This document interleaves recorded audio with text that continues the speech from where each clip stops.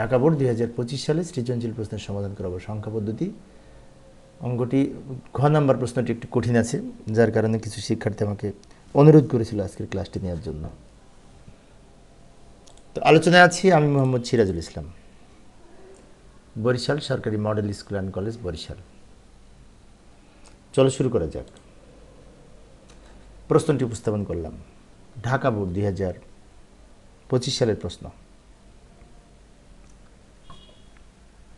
এইখানে A B C তিনটা সংখ্যা দেয়া আছে, এ এর মান হচ্ছে 52 যেটি দশমিক সংখ্যা, বি এর মান 103 যেটি অক্টাল সংখ্যা, এবং সি এর মান A25.6 সি যেটি হেক্সাডেসিমেল সংখ্যা। এগুলি দেয়া আছে।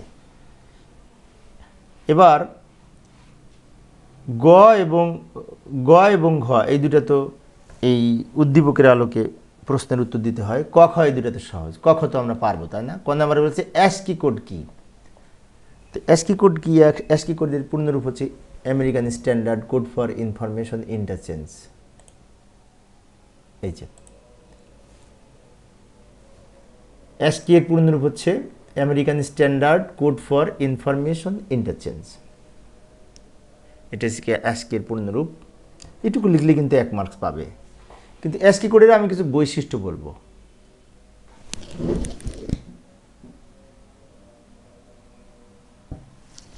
অ্যাস্কি কোডের কিছু বৈশিষ্ট্য আমি এখানে লিখব। এই যে রবার্ট উইলিয়াম বিমার এই অ্যাস্কি কোডের জনক, এবং এটি একটি বহুল প্রচলিত alphanumeric code. ASCII code দুই ধরনের, অ্যাস্কি 7, অ্যাস্কি 8। অ্যাস্কি 7 ব্যবহার করে 2^7 সমান 128টি প্রতীক প্রকাশ করা যায়। অ্যাস্কি 8 ব্যবহার করে 2^8 সমান 256টি প্রতীক প্রকাশ করা যায়। অ্যাস্কি কোডের ব্যাখ্যা আমি একটু বিস্তারিত এখানে আলোচনা করেছি, কিন্তু 1 মার্কসের জন্য ওই উপরের অংশটুকু লিখলেই হয়, American standard code for information interchange, এটুকু লিখলেই হয়। এই ছিল ক নাম্বারের উত্তর। আবার উদ্দীপকে ফিরে যাব। উদ্দীপকের খ নাম্বারে বলেছে 6 + 5 + 3 সমান এই সংখ্যাটি ব্যাখ্যা করো। ঢাকা বোর্ড 2025 সালে প্রশ্নটি এসেছিল। এখন 6 আর 5 কত? 11, 11 আর 3 14। 14-র বাইনারি মান কিন্তু 3টা 1 0। তার মানে কি বাম দিকে দশমিক যেটি 14 হবে, আর ডান দিকে যদি বাইনারি হয় তাহলে দুই দিক সমান হয়। এটারই আমরা ব্যাখ্যা দিব।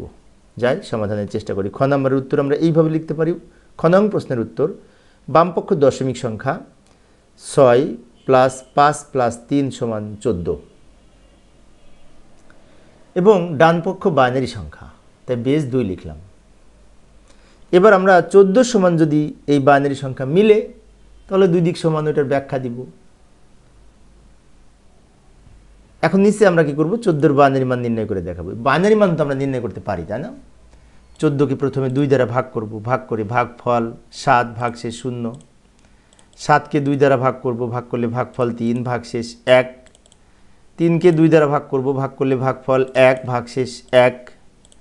1কে 2 দ্বারা ভাগ করা যায় না, তখন এখানে 0 হবে, আর এই 1 শেষে আসবে। আচ্ছা, আমরা তো সম্ভবত বাইনারি মান নির্ণয় করতে পারি, সেজন্য দ্রুত বলেছি।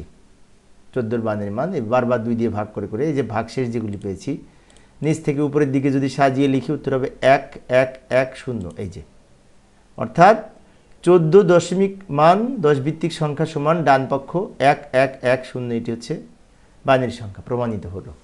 আমাদের বলেছিল দুই দিক সমান প্রমাণ করে দিতে, তো প্রমাণ করে দেখালাম যে আমাদের বাম দিক দশমিক, ডান দিক বাইনারি হবে। আচ্ছা, এবার আবার উদ্দীপকে ফিরে যাব। উদ্দীপকের ঢাকা বোর্ড 2025 সালের যে উদ্দীপক ছিল, এটার গ নাম্বার প্রশ্নটা কিন্তু একটু এক্সেপশনাল ছিল। ভালো করে লক্ষ্য করি। এখানে বলেছে এ এর মান 34 বেস n হলে n এর মান নির্ণয় করো। আচ্ছা, এ এর মান কত? দশমিক মান এখানে দেয়া আছে 10, তাই না? এখন 10 এই 52 সমান 34 কত হলে হবে? তো সেটাই হবে n এর মান। তো যাই সমাধানের চেষ্টা করি। এইভাবে আমরা সমাধান করতে পারি। লক্ষ্য করি এখানে 34 মনে করি এই এর সমান তো 52, তাই না? এখন প্রশ্নে দেওয়া আছে এর মান বলছে 34, তাহলে এর মান যদি 34 হয়, প্রশ্নে যদি দেওয়া থাকে প্রশ্ন অনুসারে, তাহলে বলতেই পারি যে 34n সমান 52×10, এটা তো বলতে পারি। 34n সমান 52×10, এটা কিন্তু বলতে পারি। তাহলে আমরা নিচে একটু কাজ করব, এটাকে ক্যালকুলেশন করে n এর মান বের করব। এখন নিয়ম হচ্ছে এই 3কে আমরা কি করব, n দিয়ে গুণ করব। যদি মনে করি যে এটা n এর মানটা বের করব, 3টে n দিয়ে গুণ করলাম, প্লাস 4কেও n দ্বারা গুণ করলাম। 3কে এবং 4কে এই দুটাকে n দ্বারা গুণ করেছি। আচ্ছা, তো একজন শিক্ষার্থী বিশেষ করে এই রুদ্র নামে একজন শিক্ষার্থী সেড হাই লিখেছে, ধন্যবাদ তোমাকেও হাই। বিশেষ করে তোমাদের যারা আরও বন্ধু আছে তাদেরকে তোমরা শেয়ার করো। আমি একটু দ্রুত অঙ্কটা শেষ করি, নামাজ পড়তে যেতে হবে, এশার নামাজ শুরু হবে, তাড়াতাড়ি শেষ করি। তোমাদের সাথে পরবর্তীতে কথা বলবো, সমস্যা নেই। ভালো করে লক্ষ্য করি, 3কে n দ্বারা গুণ করেছি, 4কেও n দ্বারা গুণ করেছি, এবং পাওয়ার বসাবো n এর উপরে, 0 1। এবার সরল করব, 3 এখানে 3n হবে। কিভাবে হবে? nকে পাওয়ার 1 করলে n হয়, আর সেই nকে 3 দিয়ে গুণ করলে 3n হয়, প্লাস এখানে nকে পাওয়ার 0 করে 1 হয়, 1কে 4 দিয়ে গুণ করলে 4 হয়। তাহলে এখানে হচ্ছে 3n + 4 সমান এই বিশেষ করে এই যে 52, এটা হয়। এখন আমি যদি 3nকে বাম দিকে রাখি, আর 52 সাথে তাহলে 4 মাইনাস হবে, তাই না, স্থানান্তর করলে।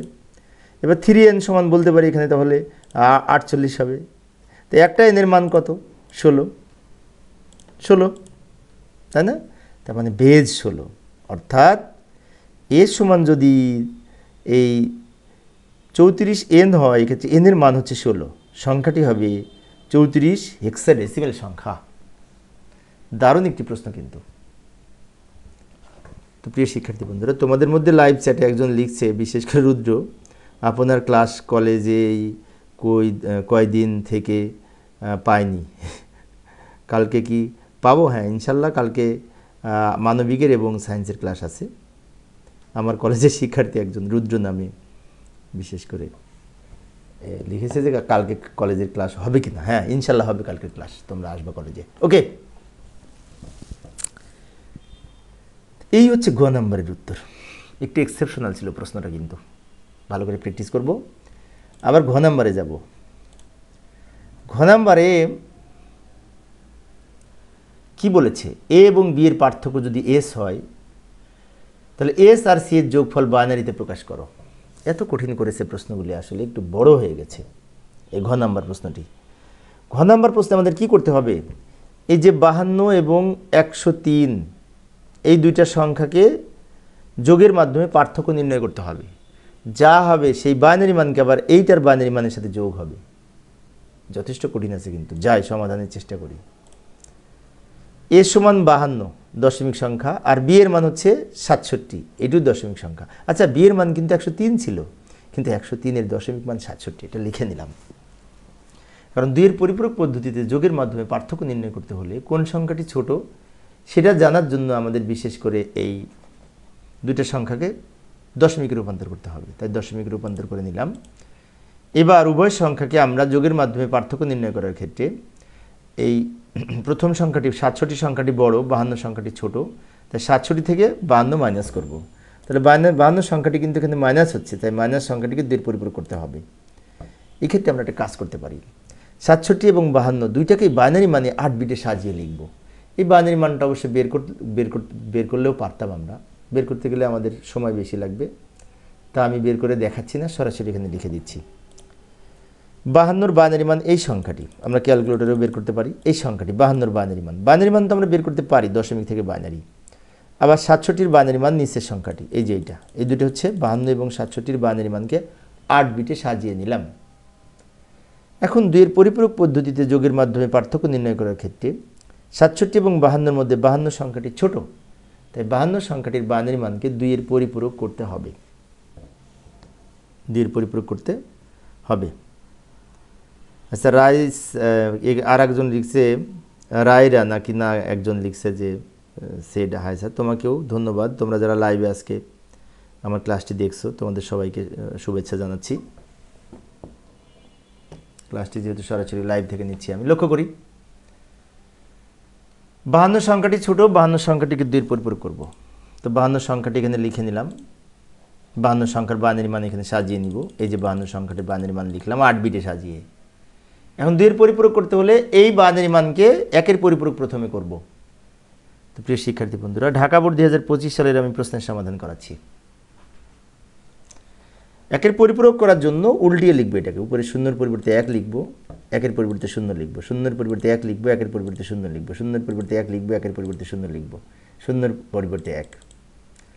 1 এর পরিপূরক মান তো আমরা নির্ণয় করতে পারি, উপরে যদি 0 থাকে নিচে 1 হবে, উপরে 1 থাকলে নিচে 0 হবে। এইভাবে লিখে যে মান পাবো সেটাকে বলা হয় 1 এর পরিপূরক বাইনারি মান।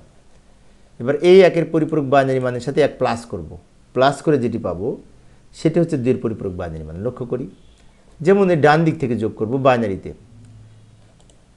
1 আর 1 যোগ করলে 2,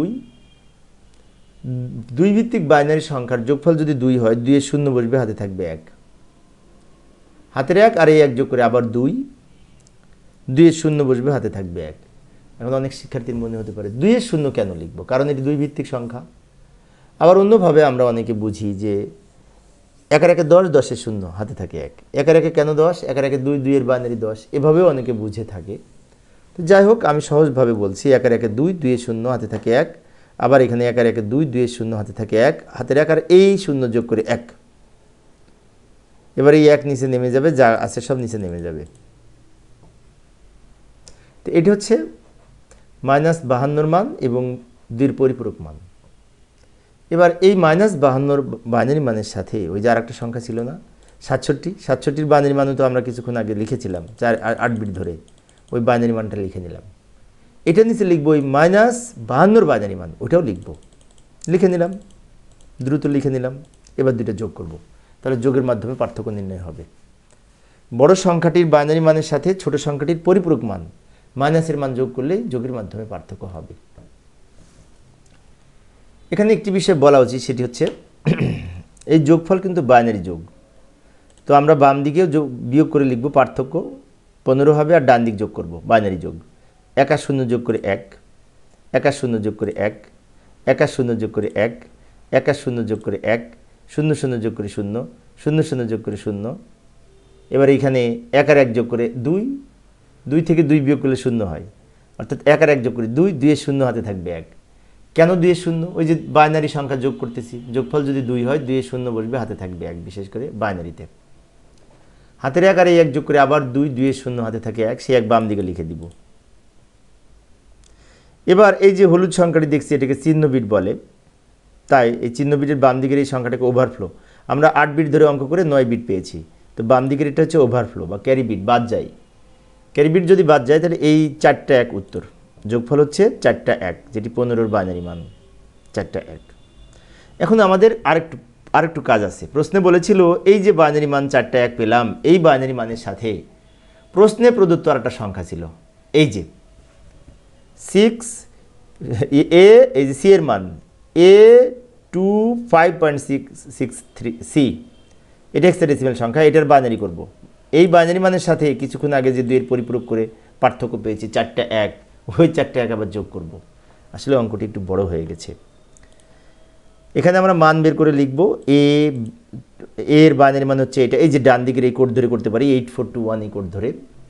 এর মান 10, তাহলে এখানে 8 আর 2 যোগ করে 10, তাই 8 এর নিচে 1, 2 এর নিচে 1, আর বাকিগুলো 0, অর্থাৎ এর মান হবে 1010, 2 এর মান হবে 0010, 5 এর মান হবে 0101। এইটা এই কোড ধরে আমরা বের করতে পারি। ডান দিকে 6 এর মান হবে যে মাঝখানে 2টা যোগ করে 6, তাই মাঝখানে 2টা যোগ, তাই মাঝখানে 2টা 1, বাকিগুলো 0। সি এর মান হবে এই প্রথম 2টা, সি এর মান 12, তাহলে 8 আর 4 যোগ করে 12, তাই প্রথম 2টা 1, বাকিগুলো 0। আচ্ছা, হেক্সাডেসিমাল থেকে বাইনারিতে কীভাবে নির্ণয় করতে হয় ইতিপূর্বেও আমি বিস্তারিত আলোচনা করেছি, সেজন্য আজকে দ্রুত বললাম। এখন কি করব, এই যে বাইনারি মানটা পেলাম, এই বাইনারি মানের সাথে ওই যে কিছুক্ষণ আগে আমরা 4টা 1 পেয়েছি না, কিছুক্ষণ আগে ওই 4টা 1 ওটাও কিন্তু বাইনারি মান। এই দুই বাইনারি যোগ করব, ভালো করে লক্ষ্য করি। উভয় উপরোক্ত সংখ্যা দুটির পার্থক্য নিম্নরূপ। সি এর মান কিছুক্ষণ আগে আমরা পেয়েছি, আর এস এর মান হচ্ছে এই 4টে 1। এবং 4টে 1 কিন্তু পূর্ণ সংখ্যা, আর উপরেরটা হচ্ছে ভগ্নাংশ সংখ্যা। তার ডান দিকে পয়েন্টের নিচে পয়েন্ট লিখে বাকিগুলো শূন্য দ্বারা পূর্ণ করে দিতে পারি। অর্থাৎ কিছুক্ষণ আগে আমরা যে এস এর মান পেয়েছিলাম 2 এর পরিপূরক করে পার্থক্য নির্ণয় করে 4টে 1, ওই 4টে 1-এর সাথে এই সি এর মান যোগ হবে। সি এর মান বাইনারি করে নিলাম আমরা। এখন যোগ করব 0 আর 1 যোগ করে 1। ডান দিক থেকে আমি একবারে দ্রুত যোগ করে দিলাম সময় সেভ করার জন্য। এই দুটো যোগ করে নিচের সংখ্যাটি পাবো। যেমন এখানে কিভাবে যোগ করলাম, 0 1 যোগ করে 1, 1 0 যোগ করে 1। এখানে যেহেতু নিচে 0 আছে তাই উপরে যা আছে সব নিচে লিখে দিব। আর এখানে 1 আর 1 2, 2 থেকে 2 এর 0 হাতে থাকে 1, আর এই 1 এ 2, 2 এর 0 হাতে থাকে 1। হাতের 1 আর এই 2 3টে 1 যোগ করে 3, 3 থেকে 2 বিয়োগ করে 1 হয়, হাতে থাকে 1। হাতের 1 আর এই 1 যোগ করে 2, 2 এর 0 হাতে থাকে 1। সেই 1 বাম দিকে লিখলাম আর বাকি যা আছে লিখে দিলাম। এটা হচ্ছে আমাদের যোগফল, বাইনারি যোগ দুটি সংখ্যার। তো প্রিয় শিক্ষার্থী বন্ধুরা, এই ছিল আজকের আলোচনা। আমি শিক্ষার্থীদের অনুরোধে অল্প অল্প করে আলোচনা করি যাতে শিক্ষার্থীরা বোরিং ফিল না করে।